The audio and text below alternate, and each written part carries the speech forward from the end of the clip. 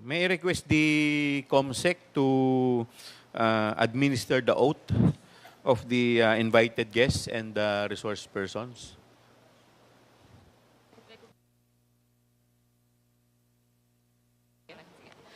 Thank you, Your Honor. To all the resource persons invited, kindly stand up and raise your right hand, please. Representatives and resource persons from the Office of the Vice President, COA, and DBM po. Thank you, ma'am. Mr. Chair, Yes, the Honorable yes, Vice when you President. sent a letter to the Office of the Vice President, you attached a copy of the rules Okay. in aid of legislation. Yes po. Yes, sir. Nakalagay po doon na witnesses lang po ang ino-oath. Sabi niyo po ngayon sa amin, resource persons kami. Ang ano po, considered as resource person po. Ang ano po. Kayo po. Kaya nga po. Yes po. Lahat po ino-oath po. Yes. Apo. Nakalagay po sa rules ninyo, witnesses. Nakalagay po dito ngayon sa table, resource persons. Lahat po considered as resource person and witness. Lahat po naman kayo, lahat resource person pa eh. Wala pa naman po tayong tinatawag na, lahat po considered as resource person pa lang po. Right. Opo. Ang nasa rules ninyo, witnesses lang po ang nag-o-oath.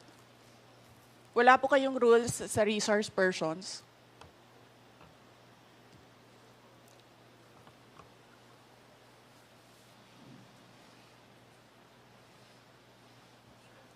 Ma'am, ano lang po yun eh. Yung term lang po yun eh. Pero considered as resource person din po kayo eh. Yes, sir. Opo. Resource persons nga po Kayo nakalagay witness dito. din po at saka resource person po. Hindi niyo po sinabi na witness ako. Sinabi niyo po dito ngayon, resource persons. Ang nakalagay po sa rules ninyo, witness. COMSEC, ano po yung pinadala po ninyo? Yun pong rules in aid of legislation.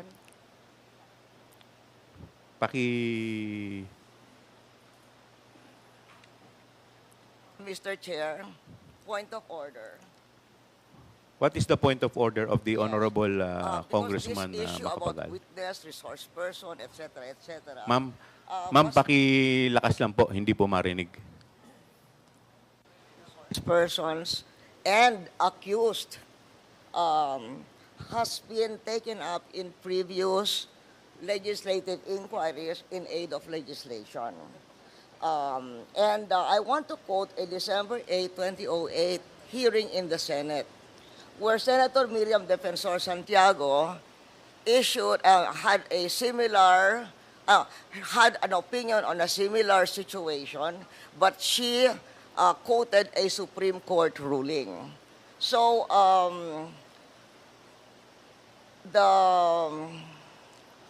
the Constitution provides that no person shall be compelled to be a witness against himself. The Supreme Court has repeatedly emphasized that there is a difference between a mere witness and the accused. And it can appear from statements and privileged speeches that there is that a person who is the subject matter of an adverse privileged speech is not a mere witness or a mere person of interest, meaning a suspect. She is in fact accused of what seems to be a criminal case for violation of certain criminal laws, including malversation of public funds. And there is a case quoted in 2007, Standard Chartered Bank versus the Committee on Banks, where the court repeated the rule that an accused occupies a different tier of protection from an ordinary witness.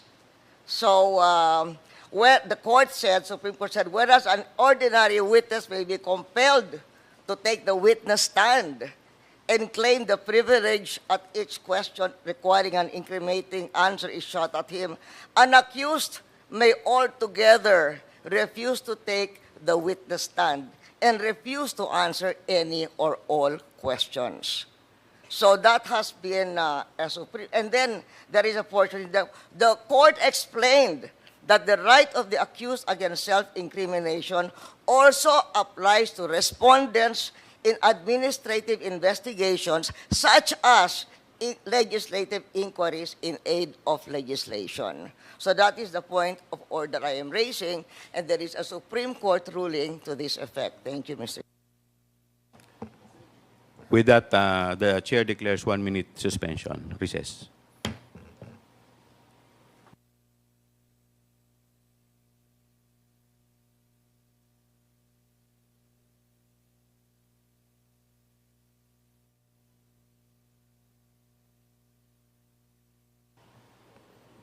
Hearing resumes. Madam Congresswoman Arroyo, may I know if, may I be clarified if the tenor of your point of inquiry is referring to the sub judice case or rule? Referring to the sub judice case, but it is saying that when a witness, in fact, is in reality the accused.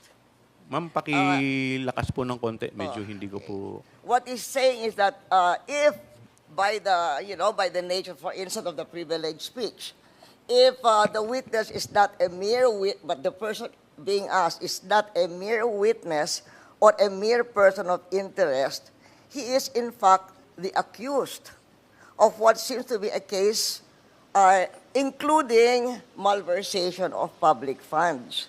And the court repeated the rule that an accused occupies a different tier of protection from an ordinary witness. So from given what Miriam Defensor Santiago said and the Supreme Court ruling that she's quoting, we cannot we cannot just trivialize. Kasi you're just a witness. You're a witness. Pareho na rin yung witness, resource person. They are not the same. The Supreme Court says they are not the same. And somebody who appears to be the accused has a different tier of protection from a witness. And in fact, can refuse to take the witness stand. Congressman Flores, you're recognized. Mr. Chair, this is an inquiry in aid of legislation, and no one is technically accused of any wrongdoing here, Mr. Chair. Mr. Chair, look at the speech. Ma'am, Look at the please, speech, Mr. Chair, ma'am, the privilege. please wait to be Mr. recognized. Chair, first. may I request a Wait. 1 I will, minute I will- recess? 1 minute. 1 minute Thank recess you. declared by the Yes. chair.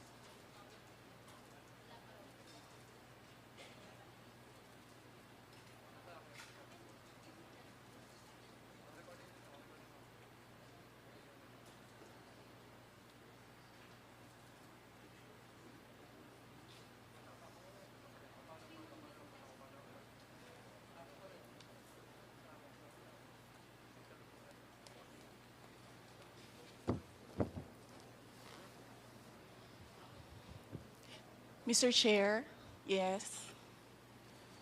Mr. Chair, Session resumes. Mr. Chair, may I speak? You will be given the opportunity later, Okay. Madam Vice President.